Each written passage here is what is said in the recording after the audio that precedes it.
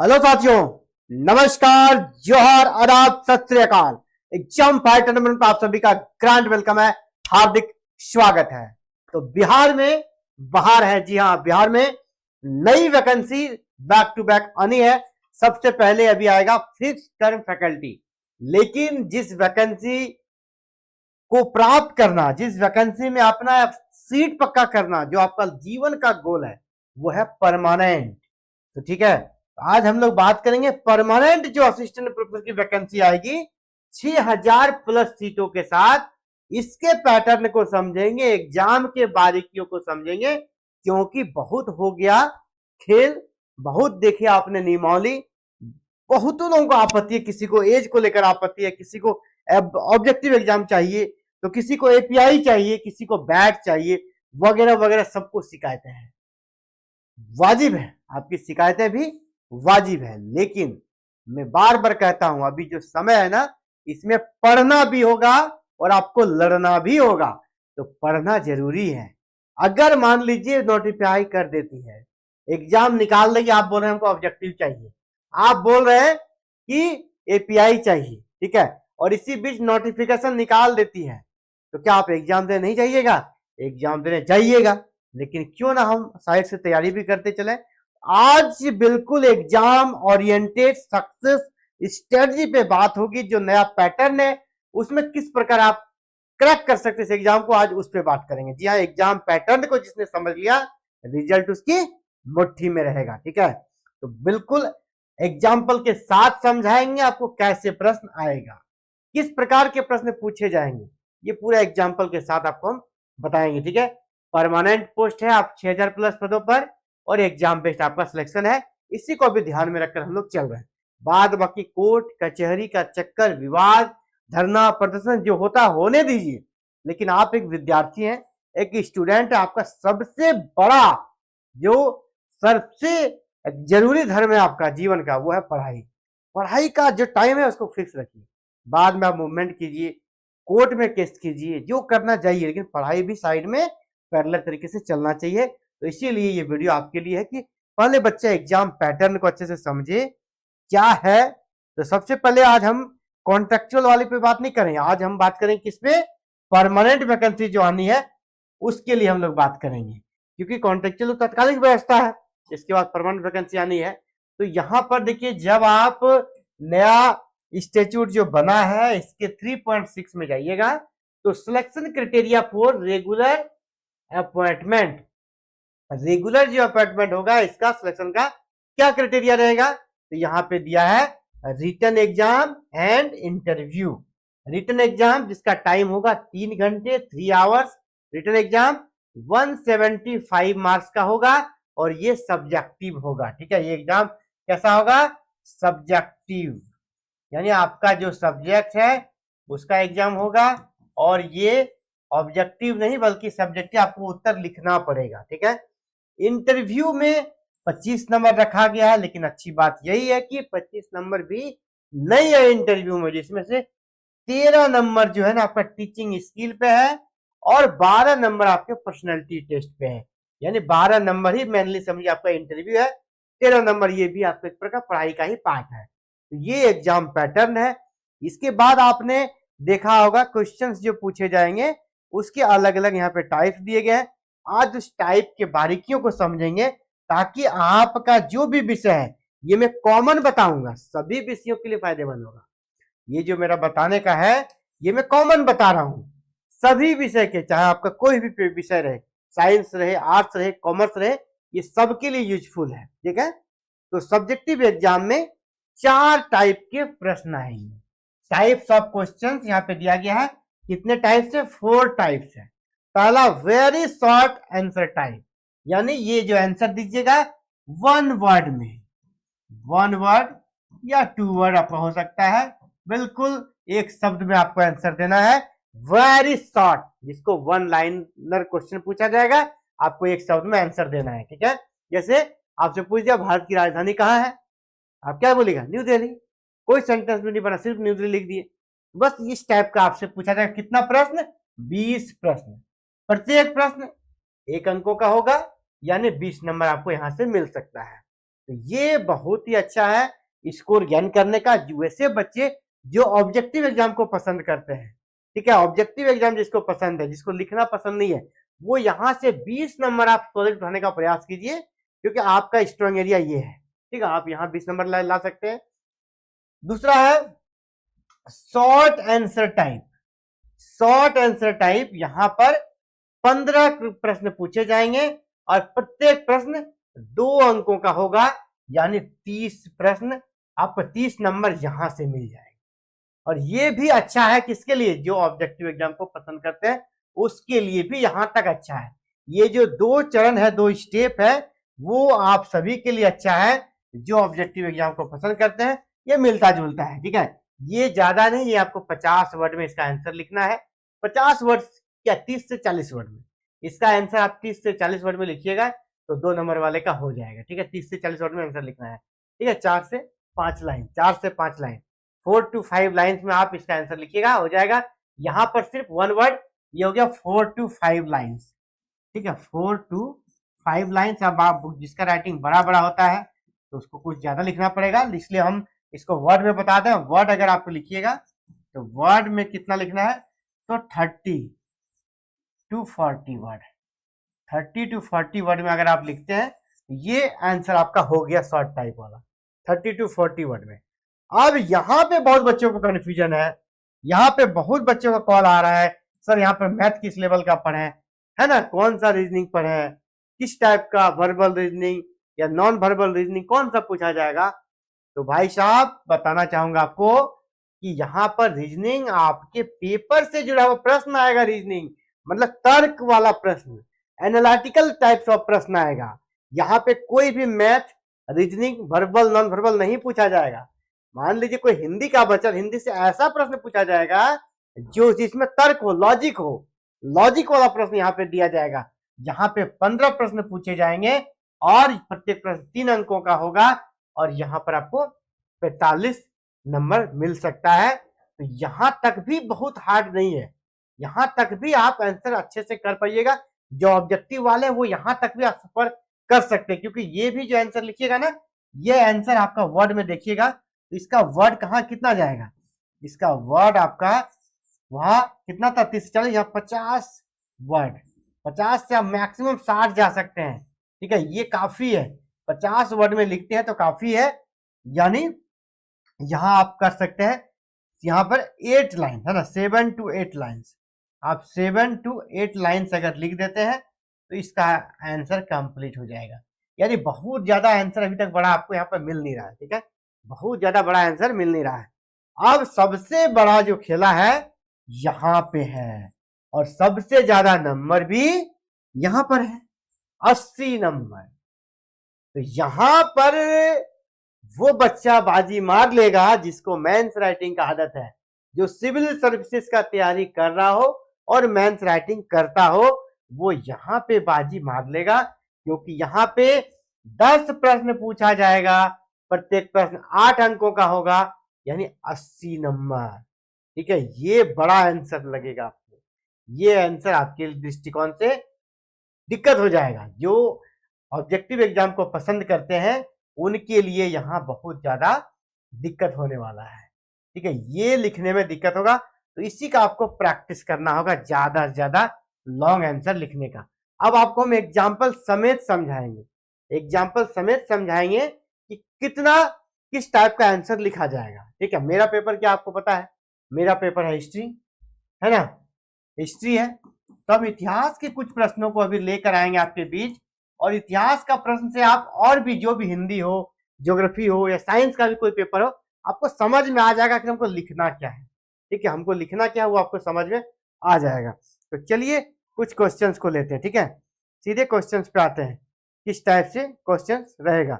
और एक चीज ये भी जान लीजिए, ये जो पैटर्न हमने बताया इससे आपको क्या फायदा मिल रहा है। अभी देखिए क्वालिफाइंग मार्क्स सब में है, मिनिमम क्वालिफाइंग मार्क्स, ये भी बात कर लेते हैं। मिनिमम क्वालिफाइंग मार्क्स, तो आपका सबसे पहला गोल ये होना चाहिए कि हम मिनिमम क्वालिफाइंग मार्क्स को ज्ञान कर लें, ताकि आपका कॉपी इवोल्युएट हो सके। नहीं तो आपका कॉपी का मूल्यांकन ही स्टार्ट नहीं होगा। अगर आप अनरिजर्व हैं तो आपको 40% लाना होगा, 40%। तो हम लोग क्या देखे कि जो 20 नंबर आपका इस पहला टाइप में है ना, वेरी शॉर्ट। फिर आपका शॉर्ट में 45 नंबर है, तो यानी 45 और 20 कितना हो गया 65 आपका। इसके बाद तीसरा टाइप है, एक हम लोग फिर उस पर चलते हैं। आप कितना नंबर अभी ला रहे हैं, ठीक है। तो देखिए 30 20 50 95 95 आपको 3 पैटर्न से एक बार उसको चलते हैं, फिर हम लोग देखेंगे तब आपको समझाएंगे। तो आपका क्वालिफाइंग मार्क्स जो मिनिमम है ना, उस पर हम लोग अभी जा रहे हैं। इसके पहले हमको बताना चाहेंगे कि यहां तक का आंसर, यहां तक का आंसर और यहां इसको इंक्लूडिंग इसको भी मिला के लिखने में आपको ज्यादा दिक्कत नहीं होगा। अगर अंडरस्टैंडिंग है तो यहां तक आप आसानी से लिख लेंगे, ज्यादा वर्ड में नहीं चाहिए। तो कितना होगा 95 है ना, 95 नंबर, 95 नंबर आप पर यहाँ फाइट कर रहे हैं। अगर आपका एग्जाम अच्छा गया तो ठीक है, 95 में आप 90 ला सकते हैं, 85 ला सकते हैं। अगर खराब गया 80 तक तो आप आ ही जाइएगा।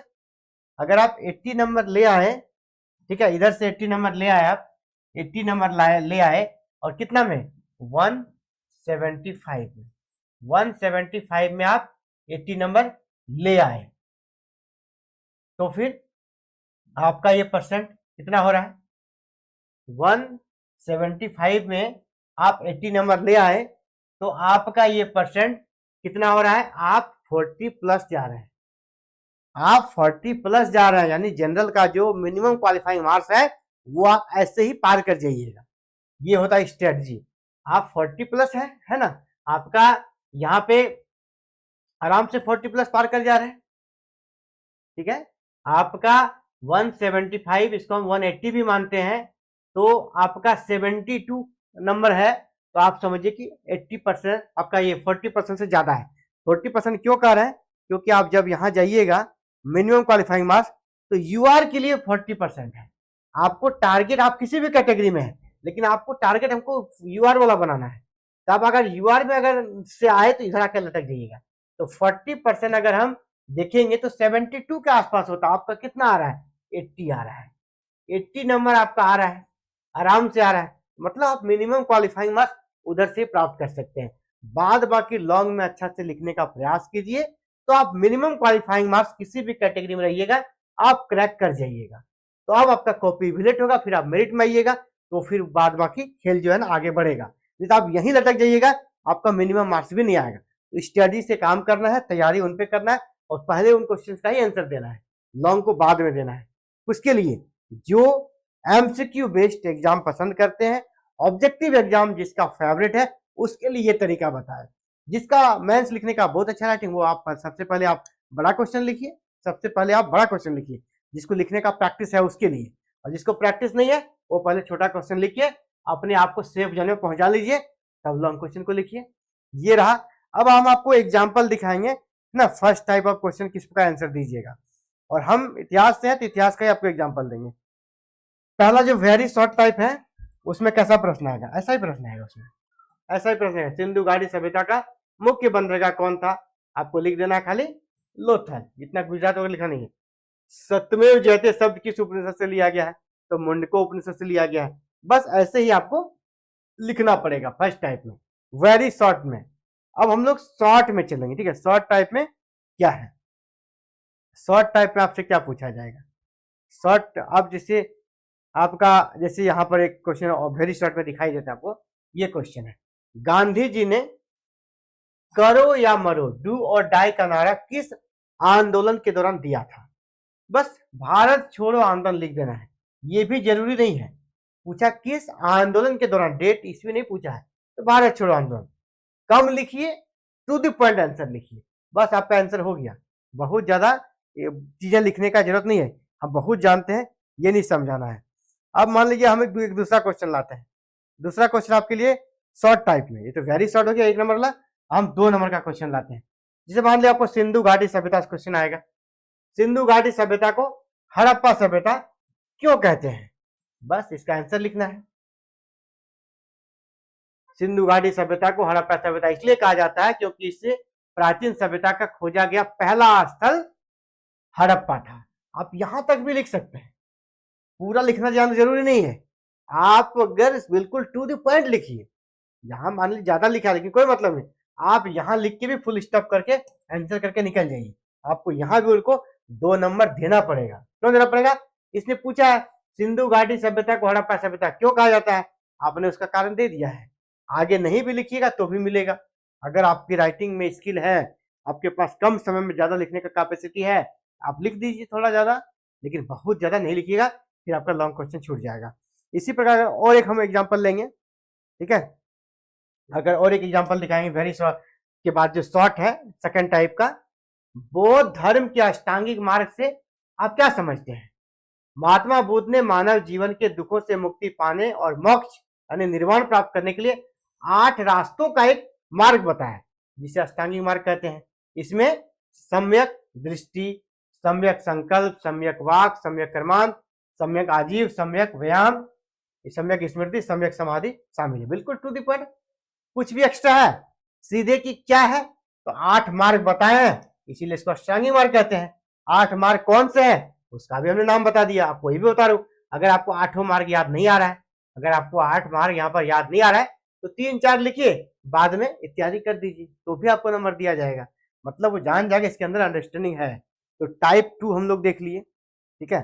अब हम लोग देखेंगे नेक्स्ट, जो तीसरा जिस पर काफी ज्यादा विवाद हो रहा है ना, जिस पर काफी ज्यादा विवाद है कि इसमें कहीं मैथ का क्वेश्चन तो नहीं पूछेगा। रीजनिंग वाले की बात करें, रीजनिंग वाले में यहाँ 15 प्रश्न पूछा जाएगा और प्रत्येक प्रश्न 3 अंकों का होगा। आप 45 अंक यहाँ से प्राप्त कर सकते हैं, ठीक है। 45 अंक आपको यहाँ से मिलने वाला है। तो यहाँ पे आप क्या कीजिएगा, यहाँ पे जो प्रश्न आएगा, यहाँ पे इस टाइप से प्रश्न आ सकता है। यहाँ पे रीजनिंग यानी तर्क आधारित लॉजिक वाला प्रश्न रहेगा पहला। दूसरा, उसको एप्लीकेशन ऑफ नॉलेज, कोई अगर थ्योरी है उसको वर्तमान के परिप्रेक्ष्य में पूछ सकता है, या कोई संबंध स्थापित करने दे दिया जाएगा, मैचिंग करने दे दिया जाएगा, ठीक है, चीजों को, ठीक है। तो इस टाइप से इसमें प्रश्न रहेगा। इसको हम एग्जाम्पल के रूप में इतिहास का ही प्रश्न लेते हैं, ठीक है। इतिहास का प्रश्न कोई लेते हैं, आपको समझ में आ जाएगा किस प्रकार का प्रश्न रहेगा। देखिए यहाँ पे तर्क वाला प्रश्न है, लॉजिक वाला प्रश्न है। हम अगर मौर्य साम्राज्य का एक प्रश्न लेंगे, यदि सम्राट अशोक ने कलिंग युद्ध के बाद बौद्ध धर्म नहीं अपनाया होता तो भारतीय इतिहास पर क्या प्रभाव पड़ सकता था? कारण सहित उत्तर लिखिए। अशोक ने कलिंग युद्ध के बाद बौद्ध धर्म अपना लिया था, है ना, अपनाया था, तो भारत का इतिहास अलग रहा। अब ये आपसे पूछ रहा है, आपका क्या थिंकिंग है, आपका क्या तर्क है। अगर ये बौद्ध धर्म नहीं अपनाती तो बौद्ध धर्म इसने अपनाया, इस कारण क्या हुआ, ये अहिंसा के रास्ते पे चले गए, अहिंसा के रास्ते पर चले गए। अगर ये बौद्ध धर्म नहीं अपनाते, जिस प्रकार ये क्रूर थे, हिंसक थे, वैसे ही रहते, और हो सकता है यह पूरे भारत को तो जीत ही चुके थे, अन्य जो साम्राज्य है उनको जीतने के लिए निकल पड़ते और विश्व विजयी अभियान चला सकते थे। ये है ना, पूरे भारत का जो नक्शा होता बहुत बड़ा होता, जो हम लोग अखिल भारतीय समाज बोलते हैं ना, उससे भी बड़ा हमारा साम्राज्य होता। अशोक ये कर चुका होता क्योंकि उसके पास वो शक्ति था उस दौर में, लेकिन उसने बौद्ध धर्म अपनाने के कारण, अहिंसा के कारण क्या किया, उसको छोड़ दिया। तो आपको यहाँ पर लिखना है भारतीय इतिहास पर क्या प्रभाव पड़ता है, ये आपका मेरा तर्क है।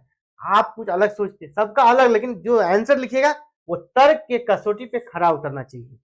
अब देखिए दूसरा, 1857 के विद्रोह को प्रथम स्वतंत्रता संग्राम क्यों कहा जाता है? 2 तर्क दीजिए, इसमें तर्क देना है यानी लॉजिक है। ये प्रश्न हो गया टाइप 3 में, इस प्रकार का आएगा। अब टाइप 4 को हम यही समझा देंगे, यहां सीधे लिख देगा सम्राट अशोक के काल में हुए कलिंग युद्ध का वर्णन करें। उसमें सीधा एकदम सॉलिड प्रश्न आएगा, सीधा, सिर्फ आपको डिस्क्रिप्टिव राइटिंग में वर्णन कर देना है। यहां जैसे दिया है 1857 के विद्रोह को प्रथम स्वतंत्रता संग्राम क्यों कहा जाता है, ये सब नहीं पूछेगा। 1857 के विद्रोह के विस्तार का वर्णन करें, 1857 के विद्रोह में रानी लक्ष्मीबाई के भूमिका का वर्णन करें। ऐसा प्रश्न जो आ जाएगा वो टाइप 4 में चला जाएगा। तो आज हम लोग देख रहे थे किस टाइप का प्रश्न आएगा, प्रश्नों के बारीकियों को समझ रहे थे। और आपके लिए एक अच्छी खबर यह है कि जल्द ही हम लोग एग्जाम फाइटर नंबर 1 पे क्लासेस भी स्टार्ट करेंगे, क्योंकि पढ़ाई के साथ साथ लड़ाई, पढ़ाई छोड़कर लड़ाई नहीं। आपको जो भी डिमांड है, जो भी इस ड्राफ्ट में त्रुटि, आप हर कोई परेशान है ना, हम ग्रुप में जुड़े हुए, हम देख रहे हैं हर किसी का सोच अलग अलग है ना। हजारों बच्चे हमारे साथ हैं, उन बच्चों का जब हम मैसेज देखते हैं इतना तो समझ में आता है, हर कोई अपने अनुसार चाहता है कि ड्राफ्ट बने, लेकिन सरकार क्या, भगवान भी नहीं सबको खुश कर पाएगा कि भगवान भी आ जाए तो सबको हम एक बार में खुश कर दें, वो नहीं सकेगा, इसलिए पॉसिबल नहीं है सबको खुश करना। लेकिन जो स्मार्ट होते हैं ना, वो क्या करते हैं, पढ़ाई करते हैं और साथ साथ अपने मांग को पूरा करने का प्रयास भी करते हैं। आपको पढ़ाई करना है तो आपके लिए बता दें कि जल्द ही विद इन 1 वीक 10 जुलाई है ना, 10 जुलाई आने वाला है। 10 जुलाई के पहले यहाँ पे हम लोग क्लासेस स्टार्ट करेंगे। 10 जुलाई के पहले यहाँ पर क्लास स्टार्ट हो जाएगा आप सभी के लिए। यूट्यूब पे वीडियो मिलना स्टार्ट हो जाएगा आप सभी के लिए। असिस्टेंट प्रोफेसर एग्जाम बिहार का है ना, बिहार के असिस्टेंट प्रोफेसर एग्जाम का आपको वीडियो मिलना स्टार्ट हो जाएगा। क्लास बिल्कुल टू द पॉइंट लेंगे हम लोग, वन लाइनर को भी देखेंगे, टाइप 2, टाइप 3, टाइप 4 चारों टाइप के देखेंगे। और 175 मार्क्स जो है ना, ये जब आप तैयारी करते लगे, अभी लगे बहुत हार्ड है, फिर तैयारी करते करते आपको इस प्रकार का अभ्यस्त हो जाइएगा। क्वेश्चन जिस प्रकार का आपको देंगे, आंसर जिस प्रकार लिखाएंगे, आपको लगेगा चलो ये भी सही है। प्रैक्टिस करना है राइटिंग का, अगर आप 2 महीना प्रैक्टिस कर लिए ना तो फिर आपको बहुत दिक्कत नहीं लगने वाला है। अभी आप ऑब्जेक्टिव दिमाग में बसा हुआ है तो लग रहा है कि बहुत दिक्कत है, तो आप उसके बाद ये भी कर लीजिएगा। क्यों, देखिए मैं भी चाहता हूं एमसीक्यू, हम डिमांड भी कर रहे हैं, हमारा प्रयास है एग्जाम ऑब्जेक्टिव हो, लेकिन अगर सब्जेक्टिव सरकार जिद पे अड़ी कि सब्जेक्टिव ही कराएंगे तो आपको तैयार तो रहना होगा, आप छोड़ नहीं सकते है ना, अवसर मिलता नहीं है। 2020 में वैकेंसी आई थी, फिर 26 में आ रही है, 6 साल आपका चला जाएगा। इसलिए तैयारी सब्जेक्टिव का कीजिए, एग्जाम ऑब्जेक्टिव में भी कराने का हम लोग प्रयास कर रहे हैं, उसके लिए भी आवाज उठाई जा रही है। ठीक है, बैट को लेकर भी आवाज उठा रहे हैं, ऑब्जेक्टिव एग्जाम कराने को लेकर उठा रहे हैं, एज को आगे बढ़ाने को लेकर भी आवाज उठा रहे हैं। ठीक है, जो मिनिमम क्वालिफाइंग मार्क्स है उसको हटाने पे बात चल रही है। तो हर चीज का डिमांड के लिए हम लोग प्रयास कर रहे हैं, लेकिन पढ़ाई जो अभी सामने है उसको भी करना है। और इसीलिए 10 जुलाई के पहले क्लास आप लोगों के लिए स्टार्ट कर देंगे, और उसके बाद आपको ये भी इस प्रकार से लगे कि आपको बिल्कुल पहले हथियार डाल देते हैं, सब्जेक्टिव होगा नहीं, वो वाला भाव आपसे खत्म हो जाएगा। ठीक है, तो फिलहाल साथियों इस वीडियो में इतना ही। अगर आप भी चाहते हैं आगे के अपडेट मिले और जो हम लोग प्रयास करें, चाहे एज को बढ़ाने को लेकर, ऑब्जेक्टिव एग्जाम कराने को लेकर, बैट एग्जाम कराने को लेकर, इन सब में अगर आप हमारा सहयोगी बनना चाहते हैं तो सबसे पहला काम है चैनल को सब्सक्राइब कर लीजिएगा, ताकि हर एक अपडेट आपको मिले और आप हमारे साथ जुड़े। कमेंट दिल भर के कीजिए, जो भी आपका विचार हो कमेंट में रखिए। हमसे जो भी मतलब इंसान है, गलती तो होता ही है, इंसान गलती का कह सकते एक मूर्ति है, गलती वो करेगा ही, गलतियों से इंसान सीखता है। आप जब पैदा हुए अचानक से आप दौड़ने नहीं लगे, गिरे उठे गलतियां की, तब ना आप फिर चलने सीखे, दौड़ने सीखे। तो इंसान गलती करेगा, हमसे भी गलतियां होती है। ठीक है, तो आप उस गलती को सुझाएं कमेंट में, आप हमको सुझाव दें, हम हमेशा सीखने के लिए तैयार रहते हैं, हम आपसे भी सीख सकते हैं, कोई इश्यू नहीं। ठीक है, बस सुझाव दीजिए, लोकतांत्रिक तरीके से चीजों को रखिए, एक पढ़े लिखे बच्चे की तरह बातों को रखिए। आप सभी का वेलकम है, आपका जो भी डिमांड है उस डिमांड को भी रखिए कि इस ड्राफ्ट में ये होना चाहिए आपकी, ताकि आवाज को हम उठा सके और अच्छे से प्रमुखता के साथ जहां पहुंचाना है पहुंचा सके। तो फिलहाल साथियों आप सभी से रिक्वेस्ट यही रहेगा कि सबसे पहले चैनल को सब्सक्राइब कर लीजिएगा आगे के अपडेट को जानने से। दूसरा और एक इंपॉर्टेंट अपडेट आप सभी के लिए, इसी वीडियो के डिस्क्रिप्शन बॉक्स में एक लिंक हम देंगे आपको, व्हाट्सएप ग्रुप का लिंक। ठीक है, जो बच्चे बैट चाहते हैं, जो बच्चे चाहते हैं बैट हो और नियमावली में संशोधन हो, आप उस बैट वाले ग्रुप से जुड़ जाइए। वी वांट बैट ग्रुप का लिंक इस वीडियो के डिस्क्रिप्शन बॉक्स में आपको मिलेगा, उसमें आप जरूर जुड़ जाइएगा ताकि आपको हर एक अपडेट मिल सके। ठीक है, तो फिलहाल साथियों इस वीडियो में इतना ही। आप सभी का हमसे जुड़ने के लिए बहुत बहुत आभार। जय हिंद, जय भारत, जय बिहार।